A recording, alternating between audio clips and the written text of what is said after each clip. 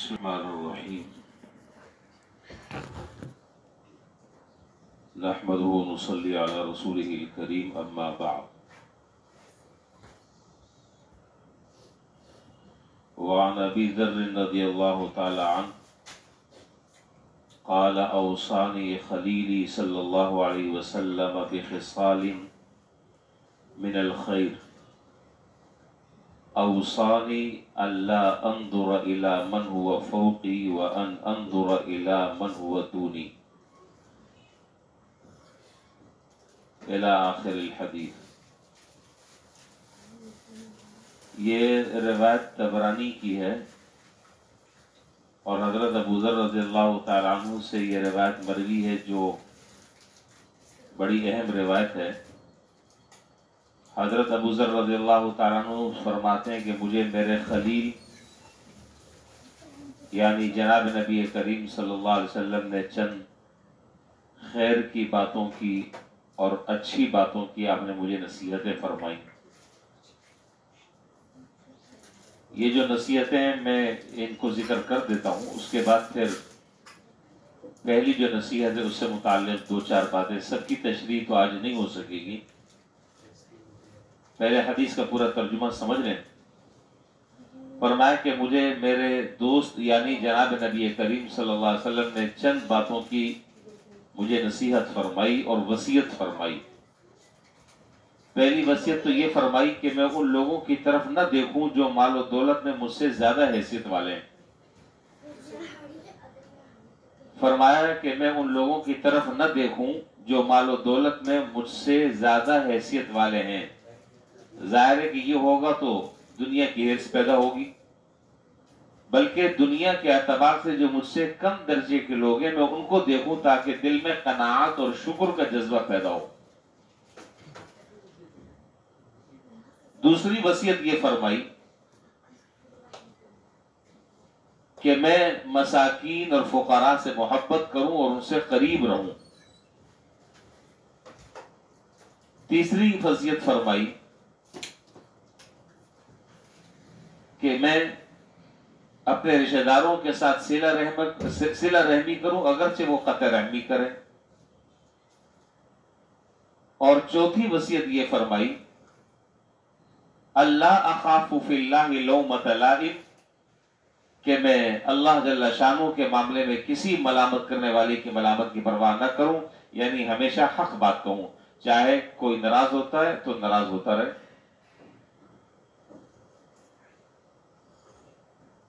اور چھٹی وصیت یہ فرمائی کہ لا حول ولا قوت الا باللہ، یہ جو جملہ ہے اس کی میں کثرت رکھوں، اس لیے کہ یہ جنت کے خزانوں میں سے ایک خزانہ ہے۔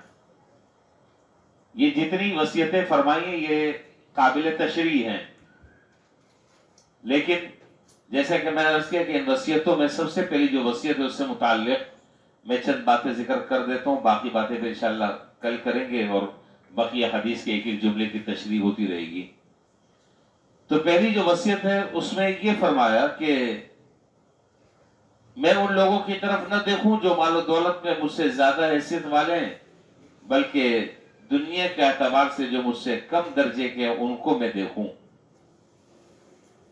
دنیا میں جتنا بھی بگاڑ اور جتنا بھی فساد پیدا ہو رہا ہے، اس بگاڑ اور فساد کی اصل میں جو وجہ ہے وہ وجہ یہ ہے کہ انسان کے اندر اللہ تعالیٰ نے حرص کا مادہ رکھا ہے، لالچ، طمع۔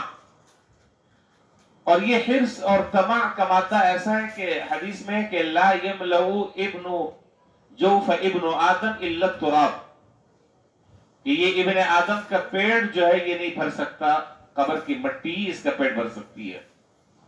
اور پھر اس حدیث میں آگے یہ ارشاد فرمایا کہ اگر اس کو ایک وادی سونے کی مل جائے، ایک وادی ایک تولہ نہیں کہا جا رہا، ایک پاؤ اور ایک سیر اور ایک کلو نہیں کہا جا رہا، ایک من اور ایک ٹن نہیں کہا جا رہا، ایک وادی اگر سونے کی مل جائے تو پھر یہ تمنا کرے گا کہ دوسری بھی مل جائے، دوسری ملے تو یہ تمنا کرے گا تیسری بھی ملے، اور یہ تمنا کرتے کرتے کرتے کرتے یہ دنیا سے رخصت ہو جائے گا، لیکن وہ طمع اس کی ختم نہیں ہوگی۔ تو دنیا میں عافیت، سکون، راحت، اطمینان اور سکھ سے رہنے کا طریقہ وہ صرف ایک ہے. وہ طریقہ یہ ہے کہ جو لوگ مالی اعتبار سے تم سے زیادہ ہیں ان کی طرف مت دیکھو، بلکہ مالی حیثیت اور مال و دولت کے اعتبار سے جو تم سے کم درجے کے لوگ ہیں ان کی طرف دیکھو. زیادہ بڑے لوگوں کی طرف دیکھو گے اس سے خرابی یہ پیدا ہوگی کہ کبھی بھی تمہیں اللہ تعالیٰ کا شکر ادا کرنے کی توفیق نہیں ہوگی. جس کو تم دیکھو گے اس کا کپڑا بڑا اچھا ہے، اچھا بھائی آپ نے کوشش کر آ کر اس جیسا کپڑا، اس جیسی تھان آپ نے خرید لی، اور وہ جو برانڈ تھا وہ آپ نے بھاگ دوڑ کر جی کوشش کر وہ لے لیا. اب آپ کی نظر جو ہے وہ 2-4 دن کے بعد کسی اور آدمی کی طرف نظر پڑی، اس نے کوئی اور برانڈ یوز کر رہا ہے. اب آپ نے اس کی فکر شروع کر دی کہ یار جو چیز جس کے پاس ہے وہ میرے پاس بھی ہونی چاہیے. چلے آپ نے بھاگ دوڑ کر وہ بھی لے لی. اب تیسرے آدمی کو دیکھا اس کا اسٹینڈرڈ اور زیادہ ہائی ہے. اب آپ اس کے تو اس کی کوئی لمٹ ایسی نہیں ہے کہ ایک مقام یا حد ایسی آ جائے کہ جہاں آدمی کہتے کہ ہاں جی میں نے اپنا مقصد جو ہے وہ حاصل کر لیا. نتیجہ یہ نکلے گا کہ آدمی ہمیشہ پریشان ہوتا رہے گا، ہمیشہ پریشان ہوتا رہے گا، سکھ کی زندگی جو ہے وہ نہیں گزار سکے گا. آپ نے گاڑی دیکھی کہ میرے پاس تو یہ والی گاڑی ہے، دوسرے کے پاس دیکھی آپ کے منہ میں لال ٹپکنے لگا جی اس کے پاس تو یہ گاڑی ہے. اچھا اللہ تعالیٰ نے آپ کو حیثیت دی ہے، اب آپ نے اس جیسی لے لی. اب جب اس جیسی لے لی تو تیسرے آدمی کے پاس دیکھی اس سے کوئی اور ہائی فائی گاڑی ہے. اب جب وہ دیکھی تو اب ہر آدمی کے پاس بہتر سے بہتر چیز آ رہی ہے اور آپ اس کے حاصل کرنے کی کوشش میں دن رات ایک کر رہے ہیں اور وہ حاصل کرنا آپ کے اختیار سے باہر ہے. اب نتیجے کیا نکلے گا؟ نتیجہ یہ نکلے گا کہ اگر وہ چیز مل گئی تو ٹھیک ہے، نہیں ملی تو اب جن کے پاس یہ چیز ہے ان سے حسد پیدا ہو رہا ہے کہ یار کل تو 50 میں 50 میں گھومتا تھا، آج گاڑی آ گئی. اب ایک گاڑی آ گئی تو اب دوسری آ گئی، دوسری آ گئی تو اب تیسری آ گئی. میں تو وہیں کا وہیں ہوں. تو بھائی اپنی قسمت پر رونا رو اور اللہ تعالیٰ سے کیا شکوہ کرنا؟ یہ تو اللہ کی تقسیم ہے. اللہ جس کو چاہے 1 دے دے، جس کو چاہے 10 دے دے. آپ کون ہوتے ہیں تقسیم کرنے والے؟ اللہ کی طرف سے ہے. تو سکون آدمی کو نہیں مل سکتا. سکون سے رہنے کا واحد راستہ یہ ہے، سکھ سے رہنے کا واحد راستہ یہ ہے کہ دنیا کے مال، ساز و سامان، مال و دولت کے اعتبار سے اپنے سے کم تر لوگوں کو دیکھو. ان کو دیکھو گے تو دل میں قناعت اور شکر پیدا ہوگا کہ یا اللہ یہ تو کتنا بڑا آپ کا احسان ہے کہ میں نے تو پاؤں میں چپلیں پہنی ہوئی ہیں، یہ جو بیچارہ آدمی ہے اس کے پاؤں میں تو چپلیں بھی نہیں ہیں. یہ بیچارہ تو ٹین کی چادر میں رہ رہا ہے، اس گرمی میں مر رہا ہے. میں تو کم سے کم RCC کی چھت کے نیچے سو رہا ہوں. وہ جھوپڑے میں رہ رہا ہے. مجھے سر چھپانے کے اللہ نے چھوٹی سی جگہ دی ہے لیکن اپنی جگہ تو ہے. شکر پیدا ہوگا، قناعت پیدا ہوگی. اور یہ شکر اور قناعت اگر اللہ تعالیٰ کسی کو دنیا میں دے دیں اس سے بڑی نعمت کوئی اور نہیں ہے. یاد رکھیں، جس آدمی کو اللہ تعالیٰ قناعت دے دیں، جس کے دل میں اللہ تعالیٰ شکر کی توفیق دے دیں، جس کی زبان پر اللہ تعالیٰ کا شکر جاری ہو جائے، اس سے بڑا راحت سے میں رہنے والا کوئی اور آدمی نہیں ہے. اور دین کے اعتبار سے تعلیم یہ ہے کہ دنیا کے اعتبار سے اپنے کم تر درجے کے لوگوں کو دیکھو اور دین کے اعتبار سے اپنے سے اونچے لوگوں کو دیکھو. یہ آدمی جو ہے، میں قرآن ایسی پڑھتا ہوں، یہ آدمی قرآن اچھا پڑھتا ہے، مجھے کوشش کرنی چاہیے کہ میں اس طریقے سے پڑھوں. اس کی نماز کتنی اچھی ہے، اس کی دیگر عبادتیں کتنی اچھی ہیں، میں تو یہ نہیں کر پا رہا. مجھے اس کی ہمت کرنی چاہیے، اس کی کوشش کرنی چاہیے کہ میری نماز درست ہو جائے، میرا وضو درست ہو جائے، میرا قرآن درست ہو جائے.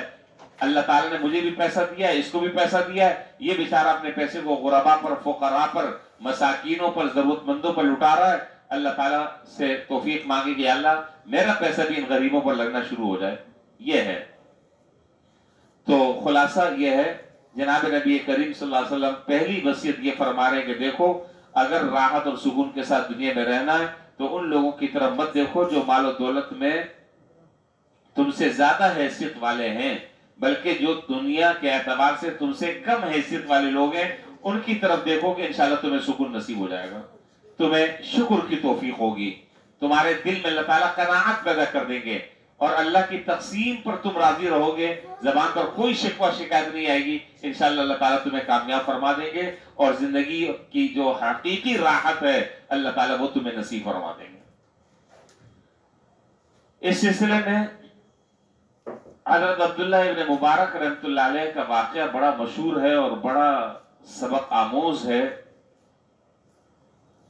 چلے وقت لگ جائے گا، پھر کل بات کریں گے۔ واقعہ میں آپ کو انشاءاللہ زندگی رہی تو کل سناؤں گا انشاءاللہ۔ اللہ تعالیٰ ہمیں عمل کرنے کی توفیق عطا فرمائے۔ وآخر دعوانا الحمدللہ رب العالمین۔